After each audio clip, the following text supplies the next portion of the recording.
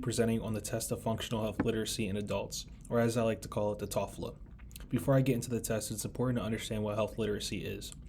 Health literacy is how much individuals can obtain, process, understand, and communicate about health-related information needed to make an informed decision.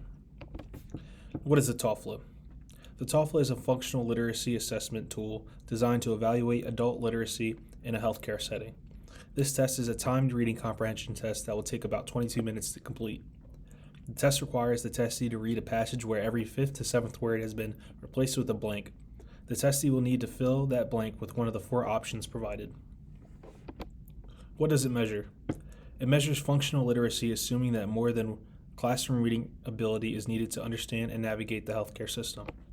The TOEFL does this by testing an individual's ability to read materials from a healthcare setting. This test is scored from 0 to 100. Scoring 0 to 59 is correlated with an inadequate healthcare literacy. 60 to 74 is marginal healthcare literacy, and 75 to 100 is adequate healthcare literacy. How do you proctor it? To administer this test, you first want to ensure the testee is in a quiet environment. You then want to explain the purpose of the test. You will then give them the testing booklet and set the timer for 22 minutes, allowing them to complete the test. Context.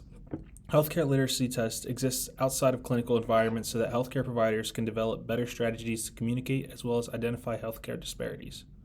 Public health researchers can use these tests to evaluate how well different groups understand healthcare-related information.